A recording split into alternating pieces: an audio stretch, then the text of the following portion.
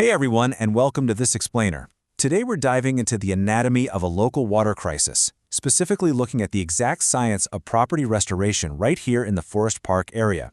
Most of us think of water damage as, well, just a really messy inconvenience. Grab a mop, maybe some towels, and you're good to go, right? Actually, no. The actual science behind property restoration is surprisingly complex, and honestly, it's pretty fascinating. When you look at the unique geographical and structural challenges of a specific place like Forest Park in Hamilton County, Ohio, it becomes super clear that water intrusion is way more than just a puddle. It is a fast-moving, destructive threat that requires some serious building science to combat. So let's explore exactly how the pros tackle this. Okay, so here's our roadmap for today. 1. Anatomy of local flooding. 2. The 48-hour mold threat. 3. The 3 phases of restoration. 4. The science of drying. And 5. Insurance and recovery. Let's jump right in. Section 1. Anatomy of local flooding. Why Forest Park is vulnerable. To really wrap our heads around the recovery process, we first need to figure out why Hamilton County properties, and Forest Park specifically, face such persistent flooding threats in the first place. Well, it all starts underground. See, Forest Park is built on this really heavy clay soil. And clay, it doesn't drain well, at all. When it rains, the water just can't permeate downward fast enough, which creates what building scientists call hydrostatic pressure. Imagine the sheer weight of tons of waterlogged clay pushing directly against your foundation. It's literally like having a car pressing its bumper against your basement wall 24/7 during a heavy storm. This physical force is so immense that it physically forces moisture right through the microscopic pores and cracks of solid concrete. And that is exactly what leads to that chronic dampness we see in areas like Sharon Woods or Crescentville during the spring thaw cycles. Now, combine that heavy, poorly draining clay soil with the natural flooding risks of the Mill Creek watershed, and you've already got a huge geographic disadvantage. But wait, there's more. We also have to look at the structural vulnerabilities of the homes themselves. Think about it. If you live in a home built in the 1960s, have you ever really thought about what's actually happening inside those pipes right now? A lot of older properties in Forest Park still rely on aging galvanized plumbing. Over decades, those pipes quietly corrode from the inside out. They create these tiny hidden pinhole leaks inside your walls that you literally won't notice until it becomes a full-blown disaster. Throw in the harsh winter freeze-thaw cycles that predictably burst those exposed pipes or create those massive ice dams on your roof, plus the heavy runoff from the impermeable commercial parking lots along the Route 4 corridor, you essentially have a perfect storm. It's the perfect recipe for both chronic seepage and sudden, catastrophic water emergencies. Moving on to Section 2. The 48-hour mold threat, a race against time. When that perfect storm actually hits and water breaches a home, whether it's from a burst pipe or a flash flood, it immediately starts a ticking clock.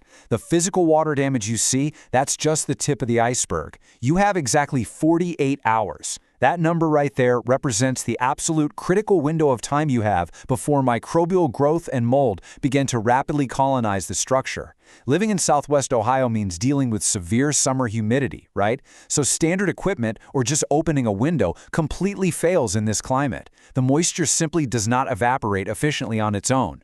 Without rapid, commercial-grade airflow and dehumidification, you've got just 2 days before a perfectly manageable plumbing problem mutates into a massive, highly toxic health hazard for your family. Look at how ridiculously fast this escalation happens. At hour 1, the water is spreading across floors and just starting to reach porous materials. By hour 24, that water is actively wicking up into your drywall, literally defying gravity and deeply saturating the thick insulation hiding behind the paint. But hour 48, that's where the real nightmare begins. By hour 48, mold is actively growing in dark, completely hidden wall cavities, where you have absolutely no idea it even exists. It's spreading behind your baseboards, under your arpit pads, inside your ceiling. And if this is left alone for a week, we're talking severe, irreversible structural deterioration. Sagging ceilings, buckled hardwood floors, warped wooden framing. It's a rapid, relentless progression, and it definitely does not stop on its own. All right, Section 3, the 3 phases of restoration, order out of chaos. So how do we stop this ticking clock and actually save the property? Well, when disaster strikes, you absolutely need a strict system. The professional response is a super rigid 3-phase rescue operation. First up is emergency extraction. That means physically pumping out the standing water. Second is structural drying, which uses science to pull the deeply trapped moisture out of the building materials. And third is reconstruction, repairing the damage to make the water event completely invisible. Now, why does this exact sequence matter so much to a homeowner? Because skipping steps, or rushing the drying phase just to get straight to the shiny reconstruction part, is exactly what guarantees failure. Imagine the absolute headache of paying thousands to install beautiful new hardwood floors, only to have to rip them all up 6 months later because the subfloor wasn't properly dried in phase 2, and now the whole thing is rotting from the inside out. Let's contrast a typical DIY cleanup with an actual professional restoration. Imagine a well-meaning homeowner grabbing their standard garage shop vac, valiantly battling a flooded basement. They suck up the visible puddles, wipe down the surface of the tile, and think, "Awesome, I've won the war against hundreds of gallons of water." But unfortunately, that approach leaves massive volumes of hidden moisture trapped deep behind walls and under floors. Professionals, on the other hand, bring in heavy-duty, truck-mounted extraction units that can pull literally hundreds of gallons a minute out of a house. But more importantly, they use infrared thermal imaging cameras. These cameras literally let them see through your walls to detect the hidden, trapped moisture that a shop vac completely misses. This ensures the root of the problem is actually solved before moving forward. Next up, Section 4, The Science of Drying IICRC S500 Standards. Okay, so the professional drying process is not based on guesswork. They aren't just feeling a carpet with their hands to see if it's dry. It is strictly governed by the IICRC S500 protocols. These are the gold standard industry rules that define exactly how to properly dry a structure, and it's what insurance companies rely heavily on. The science begins with classification, because, as you might guess, not all floods are the same. Category 1 is clean water. Think a clean supply line pipe bursting under your sink. Category 2 is gray water, which carries some contamination like a washing machine overflow. But Category 3? This is where it gets incredibly serious. Category 3 is black water. This is grossly contaminated water, like a raw sewer backup or storm runoff overflowing from the Mill Creek watershed. This isn't just a gross mess to clean up, it is a severe biological hazard. It requires hazmat-level safety gear, entirely different handling procedures, and specialized chemical disposal methods just to keep the occupants and the workers safe. The timeline of the restoration also depends entirely on the materials that got wet. Class 1 materials, like concrete or porcelain tile, have very low absorption. Class 2 involves your standard, moderately porous materials, like carpet and drywall. Class 3 means the water came from overhead, deeply saturating ceilings and thick insulation. And Class 4, that's the absolute toughest scenario. These are specialty, incredibly dense materials, like original historic hardwood floors or thick lath and plaster walls. They hold on to moisture tenaciously. So why does this distinction matter to you? While saving an original hardwood floor using highly specialized Class 4 drying techniques is vastly cheaper and significantly better for your property value than tearing it all out and starting completely over. This classification is what tells the experts exactly what equipment to use, exactly how many days the drying process is going to take.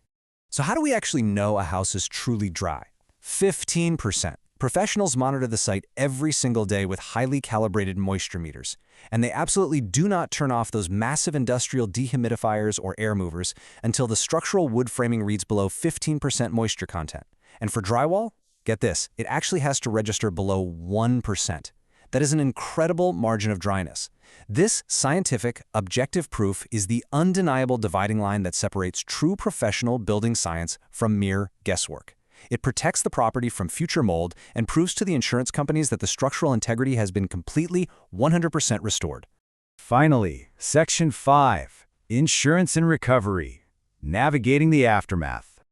Once the structure is scientifically verified as dry, the immediate crisis is averted. But the job isn't quite finished. The final phase is navigating the reconstruction and the insurance process, which, let's be honest, can often feel just as overwhelming as the flood itself. To properly close out a disaster, you need ironclad documentation, and this is where professional restoration offers a massive sense of relief for a homeowner. Experts coordinate directly with your insurance adjuster so you don't have to fight a losing battle on your own. They provide immediate, meticulous photo documentation of the damage from day one, paired with those daily moisture meter logs to objectively prove the drying progress. Furthermore, any reconstruction has to perfectly meet Hamilton County permit codes. Managing this endless paperwork and strict compliance ensures your insurance claim gets approved without stressful disputes, ultimately protecting your sanity and your property's long-term value. As we wrap up this explainer, I want to leave you with a thought to consider. Water is incredibly deceptive.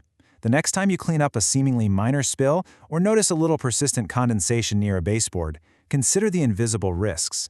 Your property might look perfectly dry on the surface, but without thermal imaging and objective moisture meters, what is really hiding behind your walls?